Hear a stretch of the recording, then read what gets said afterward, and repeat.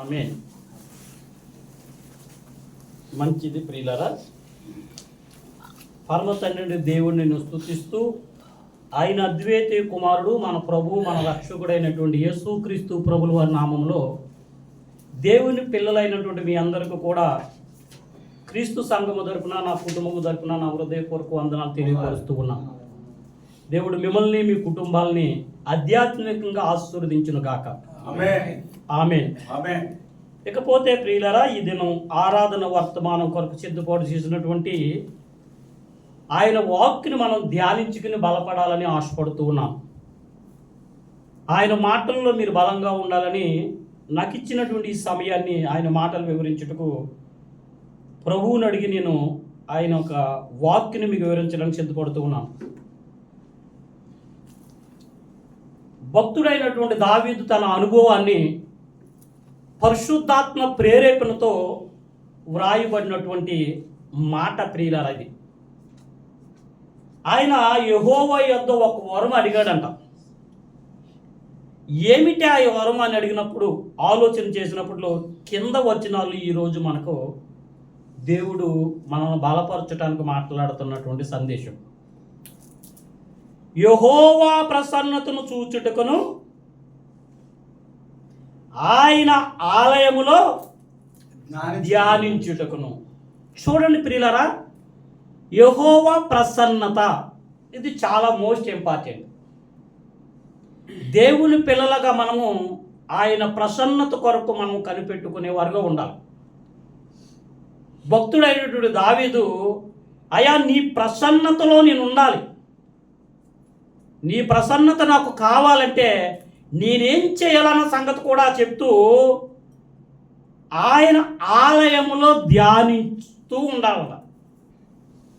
అంటే దేవుని యొక్క ప్రసన్నతను చూడాలంటే ఆయన వాక్యాన్ని ఏం చేయాలండి? బట్ వండర్ఫుల్ అండి. ఆయన అనుభవం ఎంత బాగుంది మనకి.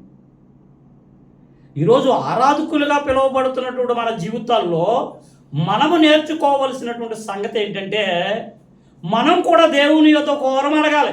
ఆరాధకులమైనటువంటి మనం ఏమిటి ఆ వరం అని ఆలోచించినట్లయితే, దేవా నీ ప్రసన్నత మాకు కావాలి, మేము చూడాలి. యెహోవా ప్రసన్నతను చూచుటకు అంటున్నాడు భక్తుడు. అంటే దేవుడి యొక్క ఆశ్చర్యకరమైనటువంటి సంగతులు మనం చూసేవారుగా ఉండాలంట ప్రియులారా. అలా ఉండాలంటే ఏం చేయాలి మనం? భక్తుడు చెప్తున్న మాట అండి, ఆయన వాక్యమునంట ధ్యానించాలంట. యెహోవా ప్రసన్నతను చూచుటకు ఆయన ఆలయములో నా జీవిత కాలమంతయు నేను యెహోవా మందిరములో నివసింపగోరుచున్నాను. యెహోవా యొద్ద ఒక వరం అడిగి తిని దానిని నేను వెతుకుచున్నాను. యెహోవా ప్రసన్నతను చూచుటకును ఆయన ఆలయములో ధ్యానించుటకును. మనం ఎక్కడ ధ్యానించాలంట? ఆయన ఆలయం అంటే మనమేనండి ఆయన ఆలయం. హల్లెలూయా. దావీదు ఆయన ఆలయం అయిపోయాడు. ఆయన ఆలయములో నుండి ఆయన ప్రసన్నతని ఆయన చూడాలంటే ఏం చేయాలి? మనం అప్పుడప్పుడు వాక్యాన్ని ధ్యానిస్తుంటాం, అప్పుడప్పుడు వాక్యాన్ని చదువుతూ ఉంటాం, అప్పుడప్పుడు పాటలు పాడుతూ ఉంటాం, అప్పుడప్పుడు మందిరానికి వెళ్తూ ఉంటాం. అలాగైతే ప్రసన్నతను చూడగలుగుతామా? దేవుని ప్రసన్నతను చూడగలుగుతామా? కింద ఉంది చూడండి, నా జీవిత కాలం అంతయు. అబ్బా, వాట్ వండర్ఫుల్ అండి. దావీదు గారు నాకు చాలా ఇష్టం అండి. ఎందుకో చెప్పనా?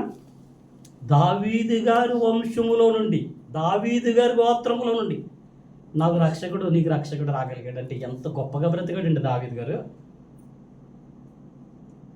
దావీదునే దేవుడు ఎన్నుకున్నాడు, దావీదునే దేవుడు ఇష్టపడ్డాడు. దావీదు దేవుడికి గొప్ప ఆరాధకుడు కాగలిగాడు. కారణం ఏంటంటే ఆయన ప్రసన్నత కొరకు కనిపెట్టినటువంటి భక్తుడు. ఎక్కడ కనిపెట్టాడు? దేహం అనే ఆయన దేవాలయమే దాని దేహాన్నే దేవాలయంగా చేసుకోగలిగాడు. అంటున్నాడండి, నా జీవిత కాలం అంతయు నేను యెహోవా మందిరములో నివసింపగోరు. ఎక్కడ నివసిస్తున్నాం మనం ఈరోజు? ఆరాధకులుగా మనం ఎక్కడ నివసిస్తున్నాం? పరిశుద్ధమైన గ్రంథము విషయానికి వచ్చినప్పుడు మనం ఎటువంటి వారుగా ఉన్నాం? ఆయన ఆలయములోనే నివసించుచు ఆయన ప్రసన్నతకు కనుకరి పెట్టినటువంటి దావీదు చెప్తున్న మరొక మాట మనం చూద్దామా? కీర్తనల గ్రంథము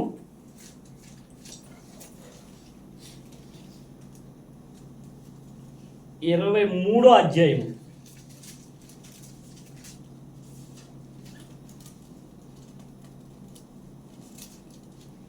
6వ వచనం. నేను బ్రతుకు దినములన్నయు కృపాక్షేమములు నా ఎంట వచ్చును. తర్వాత చిరకాలము యెహోవా మందిరములో నేను నివాసము చేసేదను. ఆమేన్.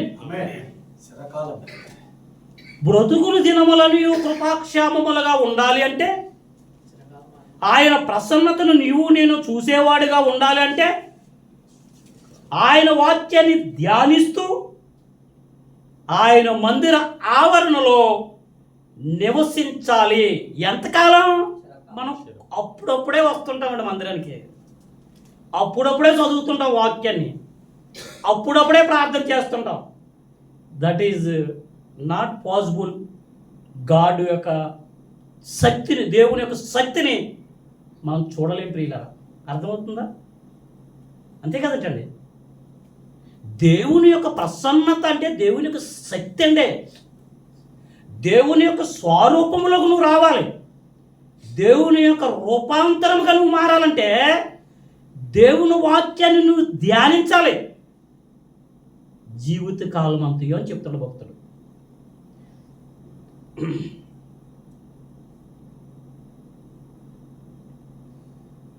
అదే ఆయన అడుగుతారు. ఎవరు? వరం అడుగుతారు. ఆ 27వ అధ్యాయం అంతా తర్వాత మీరు ధ్యానిస్తే చాలా బాగుంటుంది అంటే ఇలా. కనుక ఆరాధకులుగా పిలువబడుతున్నటువంటి మన జీవితాల్లో ఆయన ప్రసన్నతను చూడాలి మనం, ఆయన శక్తిని. అందుకంటారు ఒక చోట బైబిల్ గ్రంథంలో, భక్తిలో శక్తిని చూడనటువంటి భక్తి వ్యర్థమంట. భక్తి చేస్తున్నామంటే ఆ భక్తిలో ఎవరి శక్తిని చూడాలి? దేవుని శక్తిని చూడాలి ప్రియులారా. లేకపోతే మన భక్తి జీవితం బూడిదలో పోసిన పన్నీరు లాంటిది. లోకానికి మనకే నథింగ్ డిఫరెంట్, తేడా ఏమీ లేదు. కనుక ఈరోజు ఆరాధకులుగా పిలువబడుతున్నటువంటి మనతో ఆయన ఆరాధన వర్తమానం ఇస్తూ ఏం మాట్లాడుతున్నాడంటే, మీరు కూడా ఇటువంటి వరాలు కోరుకోండి, ఇటువంటి ఆరాధకులుగా జీవించండి. ఎప్పుడు ఏమి సంభవించునో మీకు తెలియదు అంటున్నాడు ఆయన.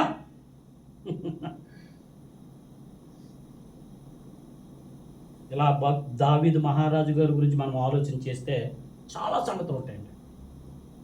బైబిల్ బాగా చదవండి, ధ్యానించండి, మనసు పెట్టి ప్రభువు దగ్గర కూర్చుంటే మీరే గొప్ప ఆరాధకులండి. మీరే ఆదిమ అపోస్తులకి సహోదరులు కాగలుగుతారు. ఇది ఆరాధకుడికి ఉండవలసినటువంటి లక్షణం. మరొక సంఘటన మీకు చూపిస్తాను, మరొక సందర్భాన్ని చూపించి ఈ ఆరాధన వర్తమానాన్ని మనం ధ్యానించుకోవడం ముగించుకుందాం. ఒక స్త్రీ ఉందంట, కొంతకాలం మాత్రమే తన భర్తతోటి కాపురం చేసిందంట. భర్త చనిపోయిన తర్వాత ఈరోజు ఎలా ఉంటున్నారు చెప్పలేం కదంటున్నా. మనం ఏం చెప్పగలుగుతామా? మంచిగా ఉండేవారు ఉంటారు. కానీ ఆ స్త్రీని మనం చూసినట్లయితే ప్రియులారా, లూకాసు వార్త 2వ అధ్యాయం, లూకాసు వార్త 2వ అధ్యాయం, ఈమె ఎటువంటి ఆరాధకురాలుగా ప్రభువు కనపడుతుందో చూద్దాం ఒకసారి. లూకా గారు రాసినటువంటి సువార్త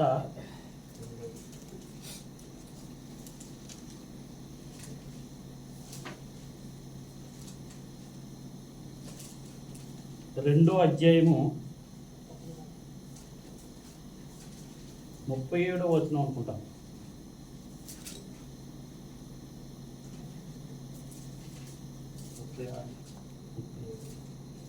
ఏమంత చదువుతున్నాను? 24 సంవత్సరంలో విధవరాలయ్యి ఫస్ట్ నుంచి చదువు. 36 నుంచి చదువున్నాను. 36 నుంచి చదువు. మరియు మరియు అషేరు గోత్రికురాలను ఉమ్, పనూయేలు కుమార్తెనైన ఉమ్, అన్న అను ఒక పవత్రి ఉండెను. ఉమ్. ఆమె కన్యత్వం మొదలు 7 ఏడేండ్లు పెనుముతో సంసారము చేసి బహుకాలము గడిచినదై 84 సంవత్సరములు విధవరాలయుండి దేవాలయము విడవక ఉపవాస ప్రార్థనలతో రేయింపగలు సేవ చేయుచూ ఉండెను. ఒక స్త్రీ భర్తనే కోల్పోయింది, భక్తి చేసింది, ప్రవక్తిరాలుగా పేరు సంపాదించుకుంది. ప్రవక్త అపోస్తులను పిలవటం అది సామాన్యమైనటువంటి విషయం కాదు ప్రియులారా. భర్తనే కోల్పోయింది. తర్వాత అంటే బహుకాలము గడిచిపోయింది. బహుకాలం అంటే ఎంతో కూడా మెన్షన్ చేశారు మన దగ్గర. 84 సంవత్సరములు విధవరాలై ఉండి ఎవరి కొరకు కనిపెట్టింది ఆమె? దేవుని ప్రసన్నత కొరకు. అది మర్చిపోకూడదు, కంఠస్థం అయిపోవాలండి ఆ వాక్యం. ఏంటి? కీర్తన గ్రంథం 27వ అధ్యాయం 3వ వచనంలో ఏంటంటే, వరము మర్చిపోయినా కానీ యెహోవా ప్రసన్నతను చూచుటకును ఆయన వాక్యమును ధ్యానించుటకును జీవిత కాలం అంతయు యెహోవా మందిరంలో మనము నివసించాలన్న మాట మీ జీవితంలో మర్చిపోకూడదు.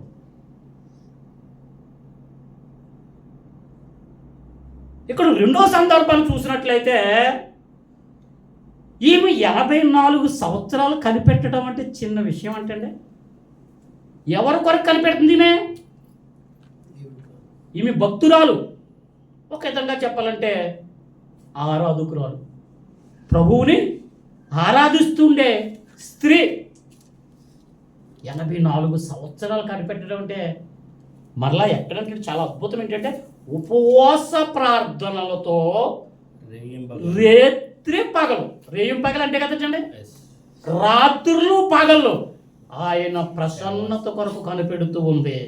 ఆ మహనీయుడైనటువంటి యేసుక్రీస్తు ప్రభుల వారు ఇదిగో ఆయన ప్రసన్నత కొరకు కనిపెట్టినటువంటి దావీదు మహారాజు గర్భములో నుండి వెళ్ళి ఆవిడికి కనిపించాడండి. హల్లెలూయా. ఆ ప్రసన్నత కొరకైనా కనిపెడుతుంట. అర్థమందా? ఆయన చూస్తుంది ఆవిడ కదంటే. తర్వాత అంతా చదువుకోండి, ఆరాధన విషయం కాబట్టి కొత్త సందేశాన్ని ఇవ్వాలని ఆశపడుతున్నాను. బైబిల్ బాగా చదవండి. మీకు 2 చేతులు పెట్టి వందనాలు చెప్తాను. చిన్నవాడిని వచ్చి పెద్దవాడిని వచ్చి బైబిలే మనకు ఆధారం ప్రియులారా. బైబిలే మనకు జీవం, బైబిలే మన జీవితం. ఒకానొక దినాన్ని ఈ దేహాన్ని విడిచిపెట్టిన తర్వాత ఆత్మ పరలోకములు ఉండాలంటే ఈ లోకములో మనుషులు కాదు, మనకు పరిశుద్ధమైన గ్రంథమే శ్రేష్టమైనది. కనుక బైబిల్ బాగా చదవండి. యేసుక్రీస్తు ప్రభుల వారిని చూడగలిగింది. ఆయన ప్రసన్నత అంటే ఏంటి? దేవుని చూడాలండి. దేవుని శక్తిని మనము భక్తి చేస్తున్నాం అంటే భక్తిలో శక్తిని చూడాలి తప్ప భుజం మీద బైబిల్ వేసుకుని రావడం కాదండి. ఎవరో చెప్తే ప్రార్థించడం కాదు, ఎవరో చూస్తే భక్తి చేయడం కాదు. నిన్నెవరు చూస్తున్నారు? దావీదుని ఎవరు చూస్తున్నారు? దేవుడు చూశాడు. ఆ అన్నాన్ని ఎవరు చూశారు? దేవుడు చూశాడు. వారెవరో ఆ దినాలలో భక్తి పరులు, ఆరాధకులు. ఈ దినాన్ని ఆరాధకు వచ్చినట్టున్న నా సహోదరుడా, నీవు భక్తు పరుడివే, నీవు ఆరాధకుడివే, కానీ దేవుని ప్రసన్నతను చూస్తున్నావా?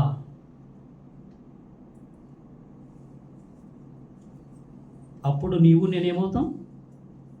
ఇలా వీరుకులాగా జీవగ్రంథంలో ఆరాధకులుగా లిఖింపబడతాం. కనుక ఈ వర్తమానం విన్నటువంటి మన జీవితాల్లో మనం ఈ రోజు నుండి కూడా ఆయన ప్రసన్నతను కనిపెట్టాలి, ఆయన ప్రసన్నతను చూడాలి. ఆ ప్రసన్నత చూడాలంటే ఆయన వాక్యాన్ని మనం ఏం చేయాలి? ధ్యానించాలి. చదవటం కాదండి, చదవటం ఆపేయాలి. ఇంకా చదవటానికి ధ్యానానికి చాలా తేడా ఉంది, తెలుసండి. చదివేవారుగా ఇంకా ఉండటానికి మీరేమి ఇంకా దేవుని వాక్యములో పసిబిడ్డల కాదు. మీరు బాప్తీసాలు పొంది మీ జీవితాల్లో సంవత్సరాలు దొరుకుతున్నాయి. సంవత్సరం కొరకు కనిపెట్టేవారుగా మనం ఉండకూడదు, కానీ దొర్లుతున్న సంవత్సరాలలో ప్రభు ప్రసన్నతను కనిపెట్టే ఆరాధకులుగా మనం ఉంటాం.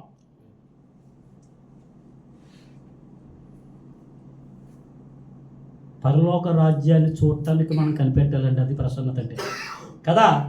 అంతేనేందండి. దావీదు మహారాజు గారు ఎందుకు ఆ ప్రసన్నతను చూడాలనుకున్నాడు? ఆయన ప్రసన్నత కావాలని ఎందుకు కోరుకున్నాడంటే, నీ రాజ్యాన్ని నేను పరిపాలించాలి, నీ ప్రజలను నేను పరిపాలించాలి. అంటే నీవు నాతో ఉండాలి, నేను నీతో ఉన్నప్పుడే నేను ఆ కార్యం చేయగలుగుతాను. ఏ కార్యం? దేవుడు ఆయనకు అప్పచెప్పినటువంటి ఆ బాధ్యత, ఆ ఆరాధకుని యొక్క బాధ్యత. అందుకే అంత గొప్పగా బ్రతకగలిగాడు కనుక ప్రభు అయిన యేసుక్రీస్తు ఎవరిలో నుండి వచ్చాడండి? అందుకే దావీదు కుమారుడు అని ఉంటుంది. ఎక్కడ? సువార్తల్లో. ఎప్పుడన్నా ఆలోచించారన్నమాట, దావీదు కుమారుడు యేసుక్రీస్తు ఏంటండి? యేసుక్రీస్తు ఎవరు? దేవుని కుమారుడైన దేవుడు. అంటే ఎంత గొప్పగా బ్రతికితే దావీదు కుమారుడు అని పిలువబడుతున్నాడు. అంత గొప్పవాడండి దావీదు. అందుకే ఆయన్ని ఈరోజు మన మధ్యకి తీసుకొచ్చాడు ఆరాధకుడిగా. మరి ఈ స్త్రీ కూడా ఆయన ప్రసన్నత కొరకు కనిపెట్టుకున్నట్టుగా మనం చూస్తున్నాం. ఎవరంటే యేసుక్రీస్తును చూడాలి ఆవిడ. అందుకే దేవాలయంలో రాత్రనక పగలనక ఉపవాసాలుంటూ ఆరాధన చేస్తూ దేవుని మహింపరుస్తూ దేవుని కొనియాడుచు అనేక మందికి దేవుని గురించి చెబుతూ బ్రతికింది కనుక ఈ దినాన్ని జీవ గ్రంథములో ఆమె పేరు లిఖింపబడ్డది. కనుక ఈ ఆరాధన వింటున్నటువంటి మనల్ని మనం పరిశీలించుకుందాం. ప్రభువు దగ్గర అటువంటి ప్రసన్నత కొరకు ఎదురు చూద్దాం, వాక్యాన్ని ధ్యానించుకుందాం. అట్టి ఆరాధకులుగా మీరు అందరూ ఉండాలని కోరుకుంటూ ఈ ఆరాధన వర్తమానాన్ని నేను ముగిస్తూ మనం అందరం కలిపి ఎవరికి వారు ఒక్కసారి పశ్చాత్తాపంతో కూడినటువంటి ఆరాధన మనం కలిగి ఉండాలని కోరుకుంటూ అందరూ మోకరించాలని తెలియపరుస్తున్నాను.